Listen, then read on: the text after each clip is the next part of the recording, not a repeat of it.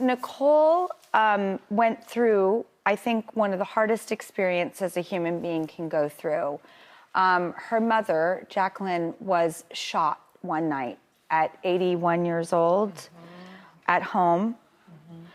And what transpired after that, as she walks through the world and life, is what transpires in this most beautiful book. Why did you decide to put this tragedy, for which you've turned into such an informative takeaway for people, into a book? I think I really needed to put everything down on paper so that I could heal myself first, right? And then I wanted to heal my heart. I wanted to get everything that I was feeling about this.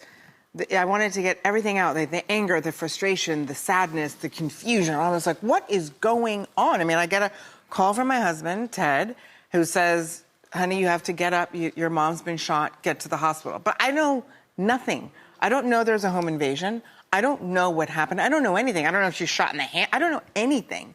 And so I had already started writing a book on grit, grace, and gratitude.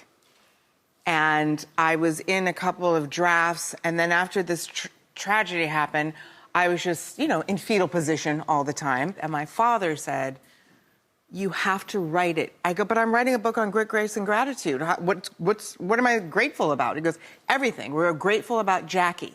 And she lived with grit and with grace and with gratitude. And you can take those themes now and write a book on your legacy, your family's legacy, our history, your friends, our friends that showed up for us, and help people through grief, because we all grieve. Well, actually, there is a passage that I loved from Bishop Jakes. Yes. Where he says, are you going to give the person who killed your mother 5 minutes of your time, or are we going to acknowledge the 81 years of the extraordinary life of your mother? Yeah. It was game-changing for me. And you spent a lot of time really figuring out how to forgive that person. Yeah. Like, that's who you are. To recognize you didn't want to hold that.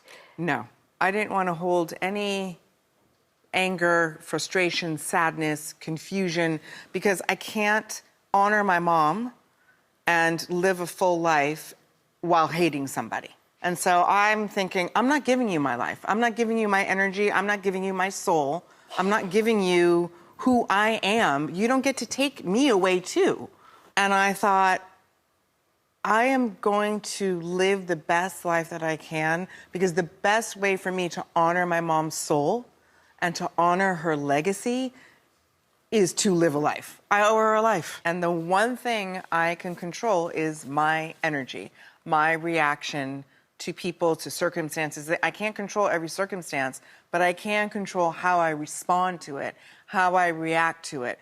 And the book is so smart in that it takes the pauses of when there are step backs, like the time where you're really good and close friends with the amazing Gwyneth Paltrow, who was, funny enough, very Bashert in this show, and how she, would stop you and say, like, walk through the grass, feel your feelings, take you by the shoulders.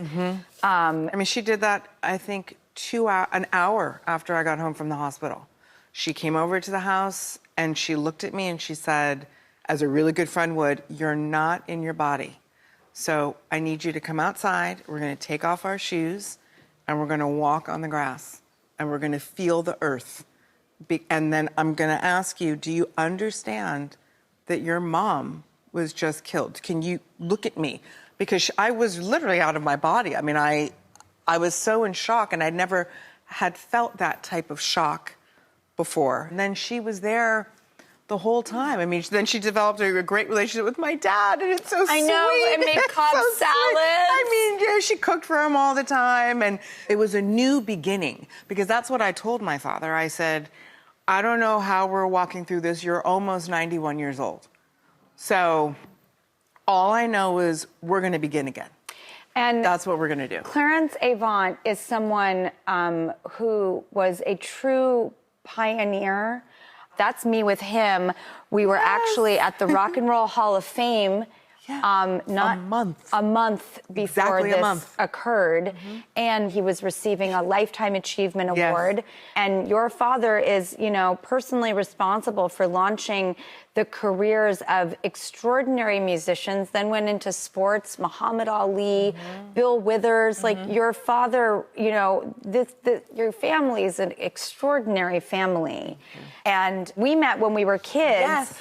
At your godfather, Quincy Jones' house. My mother used to love to drop me off for the weekends, which usually turned into 5 days, and I loved it, by the way. Thank you, Mom, because I loved being at Quincy and Peggy's with Kidada and Rashida, and we would hang out, and we knew each other as kids. I loved meeting other families because it would show me that everyone has a different approach and a different style, and yes, this particular house was fabulous, but it was just nice to hang out with in a safe place, honestly. It boils down to that. Absolutely. And you are married to an extraordinary man who I greatly admire, and your parents were married for 54 years. 54 years. Yeah.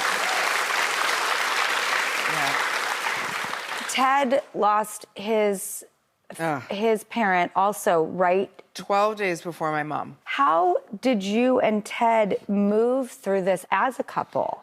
So that's a great question. Oh, phew, good. Great question.